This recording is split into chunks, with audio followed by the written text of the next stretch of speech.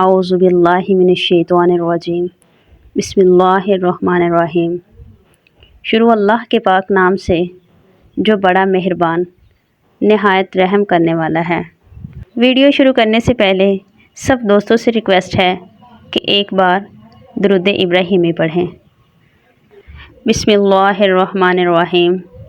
اللہم صلی علی محمد وعلی آل محمد کما صلیت علی ابراہیم وعلی آل ابراہیم انک حمید مجید۔ حضرت محمد رسول اللہ صلی اللہ علیہ وآلہ وسلم کی ولادت باسعادت 12 ربیع الاول بروز پیر بمطابق 22 اپریل 571 عیسوی کو ہوئی۔ آپ صلی اللہ علیہ وآلہ وسلم کے والد ماجد حضرت عبداللہ آپ صلی اللہ علیہ وآلہ وسلم کی پیدائش سے تقریباً 2 ماہ پہلے انتقال فرما چکے تھے۔ آپ صلی اللہ علیہ وآلہ وسلم کی والدہ ماجدہ حضرت سیدینہ آمنہ آپ صلی اللہ علیہ وآلہ وسلم کے پیدائش کے 6 سال بعد وصال فرما گئے۔ اس کے بعد آپ صلی اللہ علیہ وآلہ وسلم کے دادا جان حضرت عبدالمطلب نے آپ کی پرورش کی۔ جب آپ صلی اللہ علیہ وآلہ وسلم کی عمر مبارک 8 سال ہوئی تو وہ بھی اس دنیا سے رخصت ہو گئے۔ دادا کی وفات کے بعد شفیق چچا حضرت ابو طالب نے آپ صلی اللہ علیہ وآلہ وسلم کی پرورش کی۔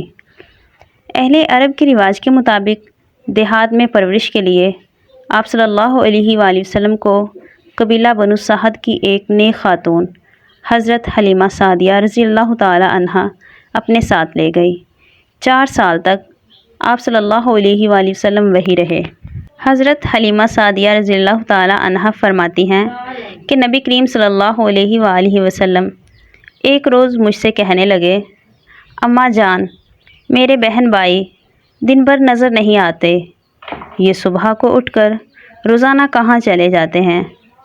میں نے کہا، یہ لوگ بکریاں چرانے جاتے ہیں۔ یہ سن کر آپ صلی اللہ علیہ وآلہ وسلم نے فرمایا، اماں جان، آپ مجھے بھی میرے بہن بھائیوں کے ساتھ جانے کی اجازت دے دیجیے۔ چنانچہ آپ صلی اللہ علیہ وآلہ وسلم کے اصرار پر آپ صلی اللہ علیہ وآلہ وسلم کو حضرت حلیمہ سعدیہ نے اپنے بچوں کے ساتھ چراگاہ جانے کی اجازت دے دی، اور آپ صلی اللہ علیہ وآلہ وسلم روزانہ جہاں حلیمہ سعدیہ کی بکریاں چرتی تھی تشریف لے جاتے اور بکریاں چراگاہوں میں لے جا کر ان کی دیکھ بھال کرتے۔ نبی کریم صلی اللہ علیہ وآلہ وسلم کی مبارک زندگی شجاعت و بہادری اور حسن معاملہ کا پیکر تھی۔ آپ صلی اللہ علیہ وآلہ وسلم کے اوصاف جمیلیہ کے اولین گواہ صحابہ کرام رضی اللہ تعالی عنہ۔ غزوہ حنین میں جب اسلامی لشکر دشمنوں کے نرغے میں آ گیا تو اس وقت بھی نبی کریم صلی اللہ علیہ وآلہ وسلم پریشان نہیں ہوئے۔ آپ صلی اللہ علیہ وآلہ وسلم پر گھبراہٹ کے بالکل آثار نہ تھے۔ آپ صلی اللہ علیہ وآلہ وسلم پوری استقامت کے ساتھ دشمن کے مقابلے میں کھڑے رہے اور فرمایا، میں نبی برحق ہوں، اس میں کوئی جھوٹ نہیں، میں عبدالمطلب جیسے سردار کا بیٹا ہوں۔ نبی کریم صلی اللہ علیہ وآلہ وسلم کے حسن معاملہ کا یہ عالم تھا کہ جب قریش مکہ ہجر اسود کی تنصیب کے موقع پر دست و گریباں ہونے کے قریب تھے، تب آپ صلی اللہ علیہ وآلہ وسلم نے حکمت عملی سے اتنے بڑے فتنہ و فساد سے تمام اہل مکہ کو بچا لیا۔ ہجر اسود کو ایک چادر میں رکھ دیا، ہر قبیلے کے معتبر افراد کو چادر پکڑنے کو کہا۔ جب تمام افراد نے چادر پکڑی تو آپ نے ہجر اسود کو اٹھا کر اپنی جگہ پر نصب فرما دیا۔ حضرت محمد صلی اللہ علیہ وآلہ وسلم ایمانت دار اور نیک نیت انسان تھے۔ ایک دفعہ عرب میں سخت قحط پڑ گیا تو سرداران عرب کے کعبہ کے متولی حضرت ابو طالب کے پاس آئے۔ انہوں نے نبی کریم صلی اللہ علیہ وآلہ وسلم کو ساتھ لیا، حرم میں دیوار کعبہ سے ٹیک لگا کر بٹھا دیا اور دعا مانگنے میں مشغول ہوئے۔ دعا کے درمیان حضور صلی اللہ علیہ وآلہ وسلم نے اپنی انگلی مبارک آسمان کی طرف اٹھا دیا۔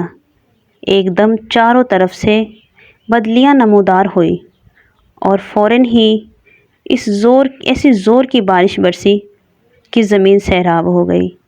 جنگلوں اور میدانوں میں ہر طرف پانی ہی پانی نظر آنے لگا۔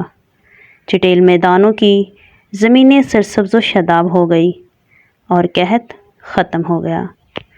پورے عرب کے مظلوموں کی راحت و رسانی اور قیام امن کے لیے آپ نے حلف الفضول نامی معاہدے میں بھی شرکت فرمائی۔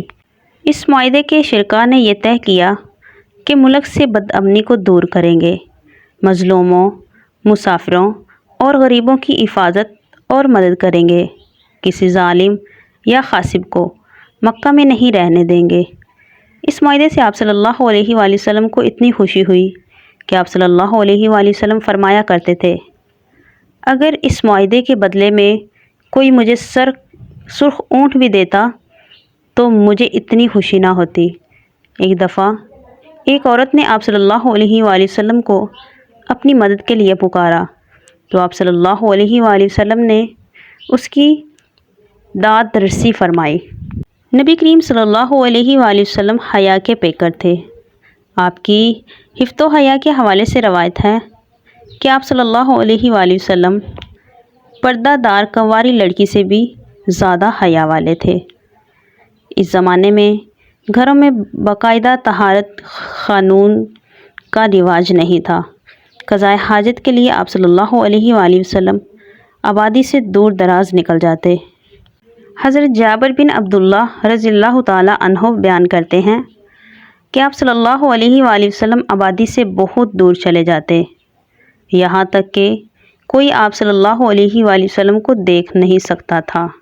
اسلامی روایات کے مطابق نبی کریم صلی اللہ علیہ وآلہ وسلم کی پیدائش 9 ربیع الاول، 11 ربیع الاول اور 12 ربیع الاول کے دنوں میں ہوئی۔